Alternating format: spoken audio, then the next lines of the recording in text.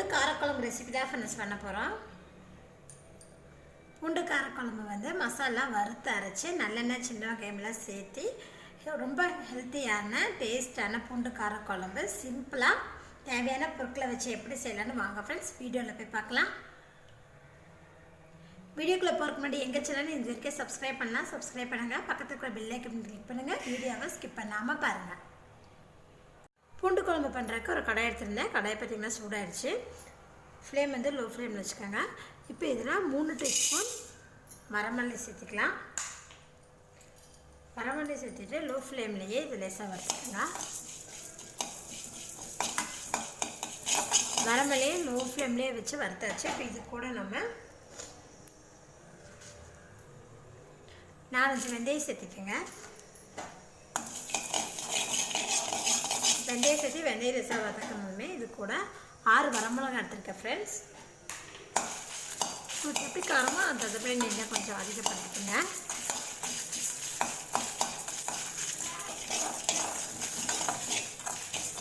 வரமிளகாய் வறுபட்டதுமே இது கூட 1/4 டீஸ்பூன் போல் குருமிளகு ஆட் பண்ணிக்கலாம். அதேமாரி 1/4 டீஸ்பூன் சோம்பு ஆட் பண்ணிக்கோங்க. இது ரெண்டையும் சேர்த்துட்டு இது நல்லா மிக்ஸ் பண்ணிட்டு லோ ஃப்ளேம்லேயே வறுத்துக்கலாம். குருமிளகும் சோம்பு சேர்த்துட்டு பார்த்திங்கன்னா வறுத்துட்டோம். இப்போ இது கூட கொஞ்சமாக கருவேப்பிலை ஆட் பண்ணிக்கலாம்.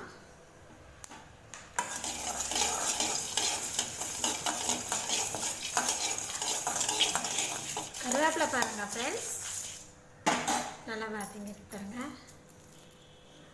நம்ம இப்படி உடைக்கும் போதே பார்த்திங்கன்னா நல்லா சத்தம் வரும். இப்போ இது கூட நம்ம கொஞ்சமாக ஜீரகம் சேர்த்துக்கலாம்.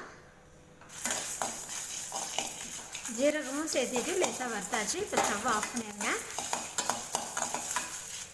இது கொஞ்சம் ஆறட்டும். பார்த்திங்களா லேசாக ஆறிடுச்சு. இதை நம்ம மிக்ஸி ஜாரில் சேர்த்துக்கலாம். இது கூட 1/4 டீஸ்பூன் போல் மஞ்சள்தூள் சேர்த்துக்கலாம். சேர்த்துட்டு இதை கொஞ்சமாக தண்ணி சேர்த்துட்டு கூட நீங்கள் அரைச்சி எடுத்துக்கோங்க.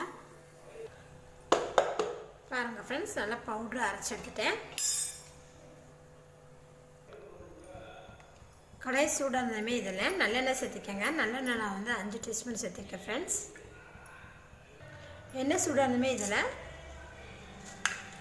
5-6 வெந்தயம் சேர்த்துக்கோங்க. வெந்தயம் பொரிய ஆரம்பிச்சதுமே இதில் கொஞ்சமாக கருவேப்பிலை பார்த்திங்கன்னா எண்ணெய் நல்லா பொரிஞ்சிருச்சு. இதில் 1/2 கப் அளவுக்கு சின்ன வெங்காயம் எடுத்துருக்கேன். எண்ணெயில் லேசாக வதக்கி விடுங்க. சின்ன வெங்காயம் பாருங்கள் லேசாக வதங்கியிருக்கு. இப்போ இது கூட நம்ம 1 கப்பு பூண்டு சேர்த்துக்கலாம். பூண்டு சேர்த்துட்டு பூண்டு நல்லா வதக்கி விடுங்க.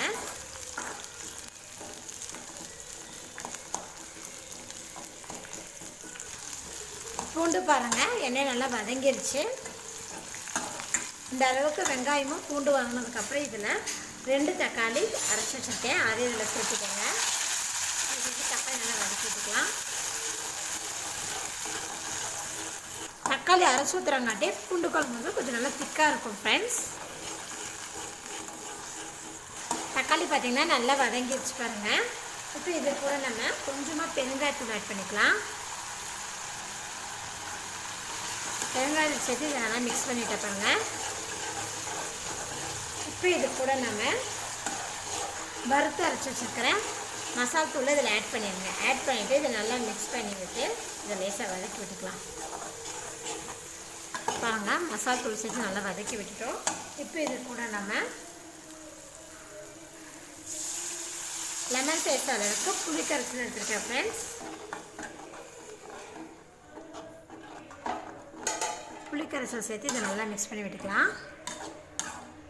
இப்போ இது கூட நம்ம குழம்புக்கு தேவையான அளவுக்கு தண்ணி ஆட் பண்ணிக்கலாம்.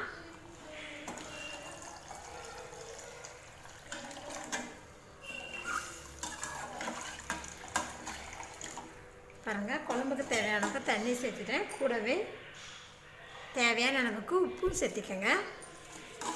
சேர்த்துட்டு இதை நல்லா மிக்ஸ் பண்ணி விடுங்க. மிக்ஸ் பண்ணதுக்கு பிறகு இது 10 நிமிஷம் மூடி போட்டு வச்சுருங்க. 10 நிமிஷம் ஆயிடுச்சு. இப்போ மூடி ஓப்பன் பண்ணி பார்க்கலாம். பாருங்கள், குழம்பு நல்லா வெந்திருக்கு. பாருங்கள், மசாலா நல்லா வெந்திருக்கு. பூண்டு பார்த்திங்கன்னா நல்லா மசாலா பிடிச்சிருக்கு. பாருங்கள், இது நம்ம இதில் கருவேப்பிலை, குருமிளகு, சோம்பு இதெல்லாம் நல்லா வறுத்து அரைச்சி போட்டிருக்கங்காட்டி நல்லா மணமாகவும் இருக்கும். உடம்புறதுக்கு ரொம்ப நல்லது ஃப்ரெண்ட்ஸ். இந்த பூண்டு வந்து சின்ன குழந்தைங்களாம் சாப்பிடவே மாட்டாங்க. சின்ன பசங்களாம் அவங்களுக்குலாம் இந்த பூண்டு வந்து சாதத்தோடு பிசைஞ்சு கொடுத்தீங்கன்னா நல்லா விரும்பி சாப்பிடுவாங்க. பார்த்திங்கன்னா நமக்கு சூப்பரான பூண்டு குழம்பு ரெடி ஆயிடுச்சு. இப்போ நம்ம ஸ்டவ் ஆஃப் பண்ணிடலாம். நல்லெண்ணெய் சேர்த்து சின்ன வெங்காயம் மசாலெல்லாம் வறுத்து அரைச்சி செஞ்சு வச்சுருக்க பூண்டு குழம்பு பாருங்கள், நல்லா சுவையாக இருக்குது. சூடான சாதத்தோடு இது பிசைஞ்சு சாப்பிட்டீங்கன்னா ரொம்ப அருமையாக இருக்கும் ஃப்ரெண்ட்ஸ். உடம்புக்கும் ரொம்ப நல்லது. சிம்பிளான பூண்டு குழம்பு ரெடி ஆயிடுச்சு. நீங்களும் இந்த ரெசிபி செஞ்சு பாருங்கள். செஞ்சு பார்த்துட்டு உங்கள் ஃபீட்பேக்கை சொல்லுங்கள்.